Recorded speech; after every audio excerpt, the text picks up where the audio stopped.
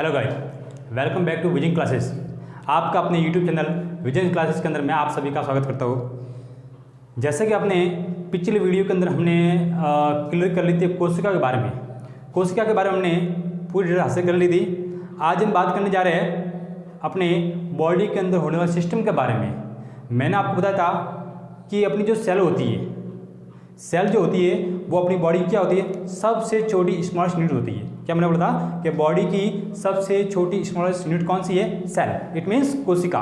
और जब ऐसे ऐसी बहुत सारी कोशिका मिलती है तो कोशिका से मिलकर बना होता है टिश्यू। इट मीन्स उत्तक। क्या बना होता है? उत्तक। और ऐसे ऐसे बहुत सारे जब उत्तक मिलते हैं तब जाके निर्माण होता है एक ऑर्गन का। और जब ऐसे ऐसे बहुत सारे ऑर्गन मिलते हैं तब जाके निर्माण होता है ऑर्गन सिस्टम। इट मीन्स अंग तंत्र का। और ऐसे ऐसे बहुत सारे सिस्टम या तंत्र जब हमारी बॉडी में होते हैं तब जाके पूरी एक बॉडी बनती है। अब सिस्टम तो ऐसे हमारे बॉडी के अंदर बहुत सारे हैं, जैसे कि पाचन तंत्र है, उत्सर्जन है, रुधिर है, श्वसन तंत्र है, तो हम कंकाल तंत्र है। तो ऐसे करके हम सभी सिस्टम का पढ़ेंगे। लेकिन आज हम सबसे पहले सिस्टम स्टार्ट कर रहे हैं पाचन तंत्र। It mean digestive system. क्या है? Digestive system. लेकिन इसको शुरू करने से पहले पाचन का काम क्या है? पाचन का काम है भोजन को खाना और उसको पचाना। तो सिस्टम शुरू करने से पहले अपन थोड़ी बेसिक जानकारी हासिल कर लेते हैं अपने भोजन के बारे में कि भोजन आखिर में होता क्या है। तो देखिए, आप जैसे तो भोजन तो आप रोजाना करते ही हो, भोजन तो आप रोजाना करते ही हो, लेकिन भोजन की आपको डेफिनेशन पता नहीं होगी। तो भोजन आप जो करते हो, क्या वो भोजन सही मात्रा में ले लो? क्या उसके अंदर आपकी बॉडी के अकॉर्डिंग जो डाइट होनी चाहिए, जो कैलोरी होनी चाहिए, क्या उसके अंदर है? अगर नहीं है, अगर जो आप भोजन कर रहे हो उस भोजन के अंदर आपकी बॉडी के अकॉर्डिंग उसके अंदर डाइट मिली हुई नहीं है, उसके अंदर कैलोरी मिली हुई नहीं है, तो उसको बोलेंगे अपन अनबैलेंस फूड। इट मीन्स असंतुलित भोजन। लेकिन ऐसा भोजन जिसके अंदर अपनी बॉडी के अकॉर्डिंग सभी कैलोरीज, सभी फूड मटेरियल उसके अंदर हो, तो उस भोजन को बोलेंगे अपन बैलेंस फूड। इट मीन्स संतुलित भोजन। जैसे आपको मैं अगर बोलूँ, आप अपने भोजन में रोज क्या लेते हो? रोटी, सब्जी, ये खाते हो ना? अगर मैं आपको बोलूँ आपने चुकंदर खाया है? चुकंदर लाल कलर का होता है चुकंदर। अरे चुकंदर तो आपको खाए बहुत दिन हो गए। राम जाने किसी की शादी में गए होगे, वहाँ जाके चुकंदर सलाद में मिला होगा तो खाया होगा। अपने घर पे तो आपने कभी सुना भी नहीं है कि नहीं? दही आप यूज करते हो? दही नहीं। हम दही सिर्फ समर सीजन, इट मीन्स गर्मी के सीजन में ही यूज करते हैं।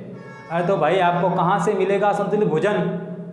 जब तक आपके भोजन के अंदर आपकी बॉडी के अकॉर्डिंग जितने भी कंपोनेंट होने चाहिए वो अगर उस भोजन के अंदर नहीं होंगे तो उस भोजन को बैलेंस फूड नहीं माना जाएगा। तब तक आपकी बॉडी की अच्छी तरह से ग्रोथ नहीं होगी, तब तक आपकी बॉडी के अंदर अच्छी तरह से इम्यूनिटी सिस्टम, इट मीन प्रतिरोधक क्षमता का विकास नहीं होगा। प्रतिरोधक क्षमता का मतलब क्या हुआ? प्रतिरोधक क्षमता मतलब होगा अपने शरीर के द्वारा रोगों से लड़ने की क्षमता। रोगों से लड़ने की क्षमता हमारी बॉडी के अंदर जब से हमको भगवान ने हमको बनाया है तो भगवान ने हमारे अंदर कुछ एक ऐसा सिस्टम फिट कर दिया है। मतलब जैसे बोलते हैं ना, आपको मोबाइल होता है तो मोबाइल के अंदर कुछ सॉफ्टवेयर उसके खुद का होता है जो उसके अंदर वायरस जैसा एंटर करते हैं तो खुद अपने मान लेता है। लेकिन कुछ ऐसे वायरस जो मोबाइल को सपोर्ट नहीं करता तो उसको हैंग कर लेते हैं। उससे बगैर हमारे बॉडी के अंदर भी एक सिस्टम ऐसा है, अगर छोटे मोटे वायरस बैक्टीरिया कुछ आएंगे ना तो हमारी बॉडी का कुछ बिगाड़ नहीं पाएंगे, हमारी बॉडी का कुछ बिगाड़ नहीं पाएंगे। मतलब अपनी बॉडी के अंदर जो सिस्टम है वो उसको अपने आप ही मान लेता है, वो अपने अपने आप ही मान लेता है। लेकिन अगर कोई हानिकारक बैक्टीरिया जो कि हमारे सिस्टम से भी ज़्यादा हैवी है, अगर वो हमारे बॉडी में एंटर कर दे तो हमारे शरीर में कुछ न कुछ रोग पैदा हो सकता है, कुछ न कुछ डिजीज हो सकती है। तो सबसे पहले हम समझते हैं भोजन के बारे में। इट मीन्स संतुलित भोजन। तो देखिए संतुलित भोजन होता क्या है? तो संतुलित भोजन की सबसे पहले डेफिनेशन क्या होगी? ऐसा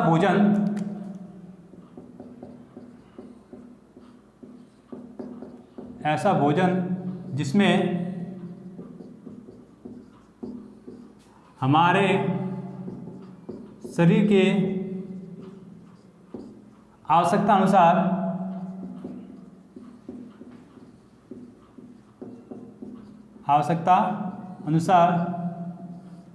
सभी पोषक तत्व मिले हो। सभी पोषक तत्व मिले हो या मौजूद हो, ऐसे भोजन को हम क्या बोलेंगे? ऐसे भोजन को हम बोलेंगे बैलेंस फूड, इट मीन संतुलित भोजन। लेकिन बात यहाँ पर ये आती है कि सर पोषक तत्व क्या है, इट मीन न्यूट्रिएंट्स क्या है। हमारे भोजन तो करते हैं लेकिन सर ये क्या होना चाहिए, क्या ये चावल है, क्या ये पकवान है, क्या दही है, अब ये है क्या भला। तो सबसे पहले इसको समझते हैं। पोषक तत्व ये वे एलिमेंट होते हैं जिससे हमारी बॉडी की ग्रोथ होती है, जिससे हमारी बॉडी को क्या मिलते हैं, एनर्जी मिलती है। तो इन तत्वों को कुछ संख्या तो ऐसी तो होती है 6 या 7 मानते हैं अपन, लेकिन इसको बांटा गया 2 भागों के अंदर। इन तत्वों को बांटा गया है 2 भागों के अंदर। अब देखिए कौन कौन से। सबसे पहले है मैक्रो एलिमेंट, या इसको बोलते हिंदी में बोलेंगे व्रत मात्रिक तत्व, जिसको बोलते हैं मैक्रो न्यूट्रिएंट्स।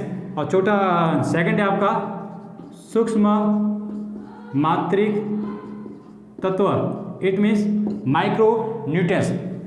सबसे पहले इसके अंदर होते कौन सा एलिमेंट है वो बात दूंगा, लेकिन सबसे पहले इसका नाम कर ले। देखो मैक्रो इट मीन्स व्रत, व्रत का मतलब क्या होता है, ज़्यादा होता है, क्या होता है, ज़्यादा। और सूक्ष्म मतलब होता है थोड़ा। तो ये इसके अंदर जो भी कंपोनेंट आएंगे या इसके अंदर जो भी न्यूट्रिएंट आएंगे उनकी क्वांटिटी हमारे भोजन में क्या होनी चाहिए, ज़्यादा मात्रा में। उनकी क्वांटिटी हमारे भोजन में क्या होनी चाहिए, ज़्यादा मात्रा में। तो ये क्या है, ये भोजन में अत्यधिक मात्रा में आवश्यक, ये भोजन में क्या होना चाहिए, अत्यधिक मात्रा में आवश्यक होनी चाहिए। प्लस इसके अंदर क्या होते हैं, ये भोजन में अगर कम मात्रा में होगी तो भी चलेंगे, कम मात्रा में आवश्यक, ठीक है। मतलब इनकी क्वांटिटी अगर भोजन में थोड़ी सी होगी तो भी हमारा चल जाएगा।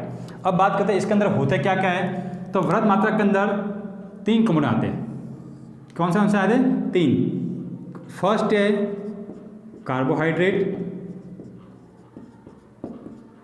सेकंड है प्रोटीन,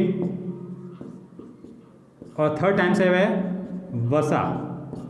थर्ड है आपका वसा। उसी प्रकार सूक्ष्म मात्रा के अंदर कौन से आते हैं, अब टोटल कितने 7 है, तो 7 में 3 इसमें आ गए तो बचे कितने 4, कितने बचे 4, तो 4 आ जाएंगे इसके अंदर। और 4 कौन कौन से दिखती है, फर्स्ट है विटामिन,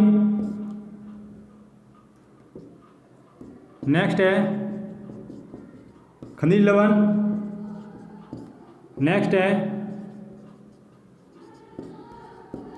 खाद्य रेशे, और एक है जल।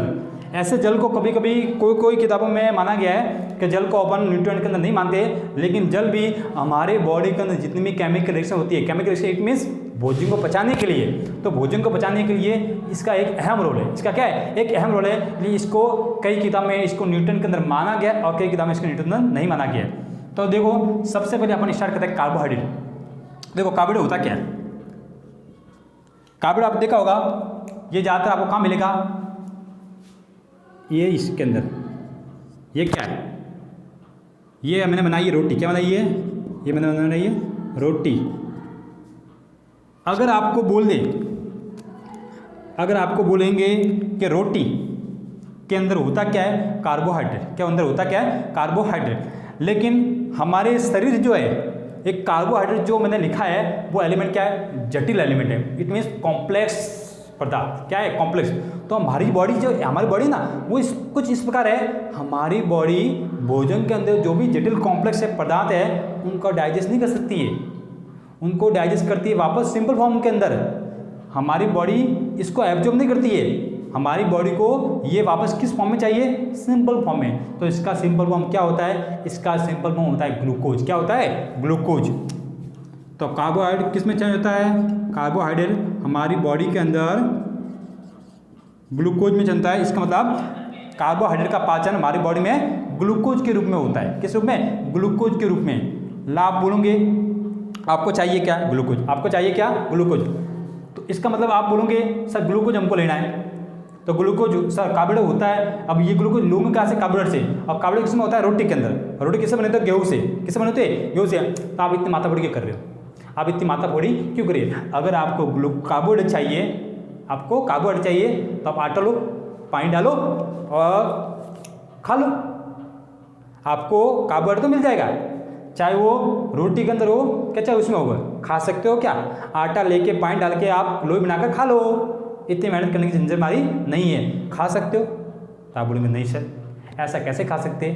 जब तक रोटी पकेगी नहीं, जब तक रोटी पकेगी नहीं तब तक हम उस रोटी हम अच्छी लगेगी नहीं, और हमारी रोटी का हमको मतलब भोजन में क्या मतलब भोजन करने में क्या होगी, थोड़ी आसान होगी। इसी प्रकार हमारी जो बॉडी है वो भी उसी रूप है। हमारी बॉडी भी क्या करती है, इस कार्बोहाइड्रेट को सीधे ही फॉर्म जिस रूप में हमको मिला है उसी रूप में हमको नहीं लेती है, उसको चेंज करती है। क्योंकि हमारी बॉडी है वो भी खाने को चेंज करती है। रोटी ली थी, आटा लिया, पानी डाला, लोई बनाई और उसको चपाती को सेकना पड़ता है, तब जाके हमको वो चपाती अच्छी लगती है। उसी प्रकार हमारी बॉडी को भी चेंज करता पड़ता है ग्लूकोज के अंदर। सेकंड बात करते हैं प्रोटीन के अंदर। तो देखो प्रोटीन आपको पता है किस में होता है, ये देखो ये मैंने बनाया है आपके लिए सुंदर सा एक ग्लास। ग्लास के अंदर मैंने क्या रख दिया है, ग्लास के अंदर मैंने रख दिया है दूध, मिल्क। क्या रख दिया है, मिल्क। कौन सी कंपनी का है, अमूल कंपनी का। कौन सी कंपनी का है, अमूल कंपनी का। तो आपको तो पता ही है प्रोटीन, दूध के अंदर होता क्या है, दूध के अंदर होता है प्रोटीन। अब प्रोटीन ये भी क्या है, ये भी हमारे शरीर के लिए एक जटिल तत्व है। तो हमारे शरीर जब इसका पाचन करेगा हमारे से इसको तो अब्सॉर्ब करेगा नहीं, हमारे से सबसे पहले इसको चेंज करता है। किस में चेंज करता है, प्रोटीन को चेंज करता है अमीनो अम्ल में। किस में, अमीनो अम्ल में। जैसे प्रोटीन अमीनो अम्ल में चेंज हो जाएगा तो अमीनो अम्लों को हमारी बॉडी क्या कर लेती है, अवशोषण। क्या कर लेती है, अवशोषण। अब देखिए, अब मैं आपको बोलूँगा आपको चाहिए क्या, प्रोटीन चाहिए क्या, प्रोटीन। तो आप थैली लो, कच्चा दूध जो लाया है उसको गिलास में डालो, आप पी लो। पी सकते हो क्या, तो आप बोलेंगे नहीं सर कच्चा दूध अच्छा नहीं लगता है, मतलब वॉमिटिंग जिससे होती है, अरे उब के आते हैं और क्या होता है। इसलिए हमको सर दूध चाहिए एकदम। दूध हम लाएंगे, कड़े में डालेंगे, गर्म करेंगे, इलायची डालेंगे, शक्कर डालेंगे, फिर बाद में पियेंगे, तब जाके मज़ा आ जाएगा। क्यों, क्योंकि वो पका हुआ दूध हमारी बॉडी के लिए क्या है, सूटेबल है। पका हुआ दूध हमारी बॉडी के लिए है, सूटेबल है। तो हमारी बॉडी अगर जिस बॉडी को सीधे फॉर्म में अगर नहीं ले सकते हैं तो हमारी उस बॉडी का जो भी कंपोनेंट है, न्यूट्रिएंट है, प्रोटीन, उसको भी हमारी बॉडी सीधे रूप में नहीं लेगी, उसको भी चेंज करेगी। किसमें, अमीनो अम्ल में। तो प्रोटीन का चेंज किसमें होता है, अमीनो अम्ल में। कार्बोहाइड्रेट का चेंज किसमें होता है, ग्लूकोज में। अब थर्ड बात करते हैं अपन वसा की। तो वसा आपने देखा होगा, वसा किस में रहते हैं। तो वसा के लिए मैं एक बनाता हूँ यहाँ पर एक डिब्बा, ये मैंने बना दिया डिब्बा। अब ये डिब्बा किसका है, डिसाइड कर लो आप। ये डिब्बा है, ये डिब्बा है घी, मतलब अमूल कंपनी का। किसका है, अमूल कंपनी का घी है। आपको पता है घी है, आलू है, ऑयल है, इस सब के अंदर क्या होता है, इस सब के अंदर वसा, इट मीन्स फैट, लिपिड होता है। क्या होता है, लिपिड। और लिपिड से क्या होती है, हमारे शरीर के अंदर चर्बी जमा होती है। क्या जमा होती है, जमा होती है। जैसे में आप घी ले लो या फिर इट मीन्स ऑयल ले लो, मैंने ऑयल ले लिया, ठीक है। अब अगर मैं आपको बोलूँ वसा, आपकी बॉडी को वसा चाहिए, तो वसा चाहिए तो आप काम करो, डिब्बा लाओ, डिब्बे को खोलो, ऑयल लो, ऑयल को गिलास भर के पी जाओ। क्या करो, ऑयल को गिलास भर के पी जाओ, आपकी बॉडी को फैट मिल जाएगा बहुत सारा। तो आप बोलोगे ना सर फैट हमको लेना है, ऑयल खाएंगे ना, हम ऑयल ऐसे नहीं खाएंगे। अब मैं बोलूँगा अरे बेटा खा लेना, तेरे को फैट ही चाहिए ना, तेरे को फैट चाहिए, तो फैट आपको डायरेक्ट मिला तो फालतू इतना तब माथा पोड़ी क्यों कर रहा है। नहीं सर, हम ऑयल लेंगे, ऑयल को पहलेंगे, जब कढ़ाई के अंदर पकाएंगे सब्जी के साथ में, पके हुए ऑयल को खाएंगे, तब हमको हमारी बॉडी को या हमारे शरीर को अच्छा लगेगा, अच्छा लगेगा।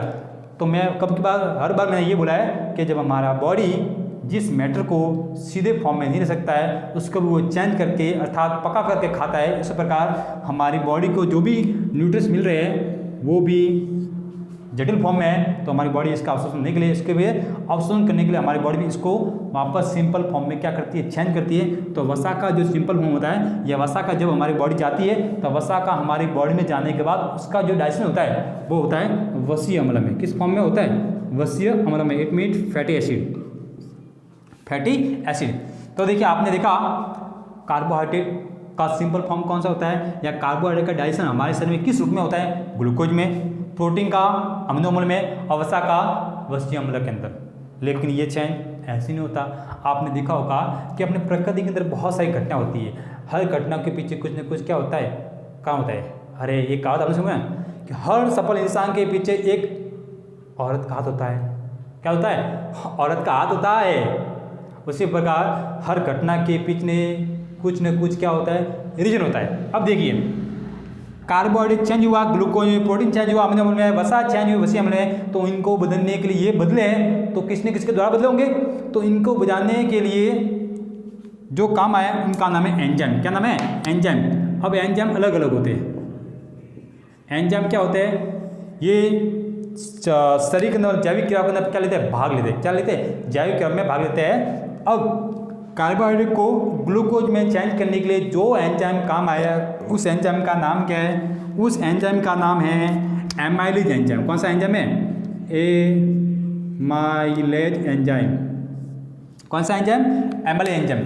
अब देखो, कार्बोहाइड्रेट का ग्लूकोज, कार्बोहाइड्रेट ग्लूकोज चेंज का कौन सा, एमाइलेज। अगर आपको याद आ जाए ठीक है।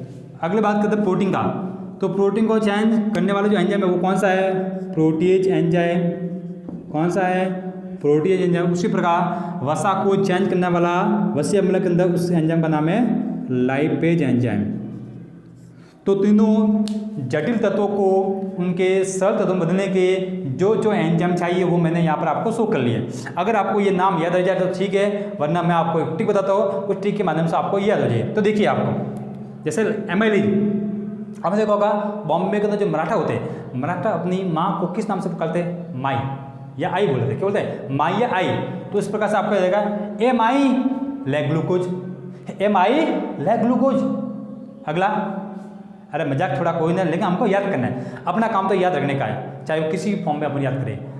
एग्जाम में आज आप लिखोगे तो एग्जाम में आपको ये नहीं पूछेंगे क्या बच्चा आपने याद कैसा किया, एग्जामिनेशन आपको देगा हाँ बढ़िया नंबर अच्छा है तूने यार 90 क्रॉस कर दिया, बहुत अच्छा बात है। तो मैंने इसको बताया एम आई ले ग्लूकोज, ताकि इसमें फॉर्म हो गया। अब प्रोटीएज, तो प्रोटीन से नाम, प्रोटीन का प्रो, इसका एंजाइमिक प्रो से शुरू होता है, तो इसमें थोड़ा आपको ऑप्शन में अगर आ जाए तो आपको टिक हो जाएगा। अब बात करें वसा की, तो वसा का इंग्लिश में वो नाम बोलते हैं लिपिड। क्या नाम होता है, लिपिड। तो लिपिड से इसको बोलते हैं लाइपेज। क्या बोलते हैं, लाइपेज। क्या बोलते हैं, लाइपेज। ठीक है। अब बात कर लेते हैं, ये जो मैंने बात कर ली है वो थे मैक्रो एलिमेंट, इट मीन्स जो हमारे भोजन में ज़्यादा मात्रा में होनी चाहिए। और हाँ, इस बार और बताओ इनके कार्य के बारे में, इनका कार्य क्या है।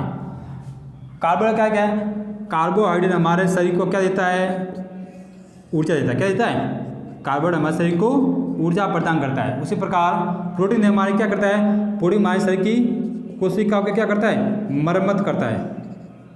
कोशिकाओं की मरम्मत या बॉडी बिल्डिंग का काम करता है, मतलब टूटी फूटी कोशिकाएं की होती है उसके क्या करता है, रिपेयरिंग करता है या उसकी जगह नई कोशिका निर्माण कर लेता है।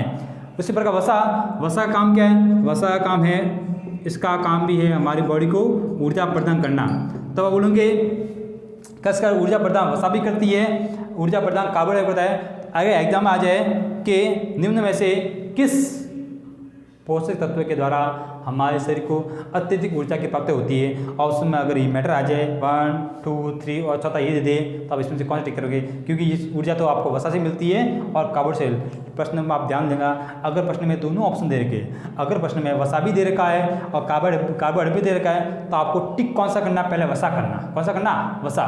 लेकिन ये नहीं दे रखा और खाली ये दे रखा तो ये क्या लगा। अब इसमें पहले इसको टिक क्यों करना है वो बताओ, क्यों, वसा और कार्बोहाइड्रेट जब इन दोनों में से अगर कंपेयरिंग करें तो सबसे ज़्यादा ऊर्जा मिलती है वो किससे मिलती है, वसा से मिलती है। मैक्सिमम ऊर्जा हमारी बॉडी को किससे मिलती है, वसा से मिलती है। अब आपको बताओ कैसे। आपने देखा होगा जितने भी मोटे व्यक्ति है वो बोलते हैं आज का बोलते हैं अरे खाना नहीं, मतलब डाइट पे चल रहा हो। क्या चल रहा हो, डाइट पे चल रहा हो। डाइट का मतलब उपवास, व्रत रखना, क्या रखना, व्रत रखना। तो देखिए व्रत के अंदर क्या था, आपने कहा व्रत के अंदर क्या लोग कोई तो पूरे दिन भोजन नहीं करता है, कोई एकदम भोजन नहीं करता है। तब भोजन नहीं के बगैर मतलब वो कैसे रह सकता है पूरे दिन। जब हमारी बॉडी को भोजन नहीं मिलता है, जब हमारी बॉडी को भोजन नहीं मिलता है तो हमारी शरीर के अंदर जो भी फैट है, हमारी चर्बी है, फैट है, चर्बी है, जमी हुई है, तो हमारी बॉडी का देखो, हमारी बॉडी तो क्या है, हमारी बॉडी को हैबिट हो गई है रोज उसके अंदर जो अमाशय है, अमाशय के अंदर एक जूस निकल जिसका नाम है गैस्ट्रिक जूस। वो जूस उसके टाइम पे निकलता है, वो जूस अपने टाइम पे निकलता है। लेकिन आज उसको भोजन नहीं मिला, आज उसको भोजन नहीं मिला तो वो तो निकलेगा, वो तो इंतजार करेगा भोजन अभी आए, अभी आए। लेकिन नहीं मिलेगा तो वो जूस क्या करेगा, वो जूस हमारे बॉडी के अंदर जो फैट जमा हुआ, जो चर्बी जमा हुआ है, उसको धीरे धीरे काटता है। क्या करता है, काटता है। क्योंकि फैट से क्या मिलती है, उसकी एनर्जी। तो हमारी बॉडी को खाना नहीं चाहिए, हमारी बॉडी को चाहिए क्या, एनर्जी। चाहे वो खाने के फॉर्म से मिले, चाहे वो चर्बी के फॉर्म से मिले, या वसा के फॉर्म से मिले। तब जब हम व्रत रखते हैं, जिस दिन हम भोजन नहीं करते तो भी हम 1 दिन 2 दिन तक रह सकते हैं। क्यों, क्योंकि हमारे भोजन न करने पर हमारी बॉडी क्या करती रहती है, हमारी बॉडी से चर्बी का पाचन होता है, और चर्बी से ही हमारी बॉडी ऊर्जा प्राप्त करती है, और इससे हमारा सब काम डाउन होता रहता है। लेकिन पानी पी के आप नहीं रह सकते, पानी पिए बगैर आप नहीं रह सकते। अब बात करते हैं विटामिन की। तो देखिए विटामिन क्या है, ये एक सूक्ष्म तत्व है। खनिज लवण क्या है, ये भी सूक्ष्म तत्व है। अगर प्रश्न ये आ जाए कि ऐसे कौन से तत्व है जिनका पाचन करने की आवश्यकता नहीं पड़ती है, तो ऐसे 2 तत्व है, एक तो विटामिन, एक खनिज लवण। इनको पचाने की आवश्यकता नहीं पड़ते, ये जिस फॉर्म में होते उसी फॉर्म के द्वारा हमको लेने पड़ते हैं। अब देखिए जैसे आपने बताया कार्बोहाइड्रेट, प्रोटीन, वसा, ये रोटी में होता है, दूध में होता है, चावल में, घी, ऑयल और फ्रूट पोटैटो के अंदर होता है। तो इनको तो चेंज करना पड़ता है, इनको पाचन करेंगे तभी इस फॉर्म में चेंज हो जाएंगे। लेकिन विटामिन आपने देखा, मैंगो का जूस पिया, ऑरेंज का जूस पिया, कला का, एप्पल का पिया, बनाना का पिया, तो आप उसको पचाते हो क्या? कभी आपने जूस पी के उसको चबाया क्या? ऐसे चबाया क्या? नहीं, आप पियोगे सीधा या बिना ठहरे ही, बिना यहाँ पर ठहरे सीधा कहाँ निकल जाएगा, अंदर। अरे मज़ा आता है, क्या आता है, मज़ा आता है। तो विटामिन और खनिज लवण ये हमारी बॉडी के द्वारा सीधे क्या जाता है, अवशोषित। ये प्रश्न 2 बार कॉम्पिटिशन एग्जाम में आ चुका है। ऐसे कौन से तत्व है जो हमारे शरीर के द्वारा सीधे अवशोषित हो जाते हैं, वो है विटामिन और खनिज लवण, विटामिन और लवण। ठीक है, इसके बाद आएगा अगली बात है खाद्य रेशे की। तो खाद्य रेशे जो होते हैं वो किस में होता है, आपने कहा गाय, रफेज गाय है, गाय के अंदर गाय क्या करती है, जुगाली करती है। क्या करती है, जुगाली। तो जुगाली करने के लिए वो खाते क्या है, घास। तो घास के अंदर कौन सा तत्व होता है, सेलुलोज।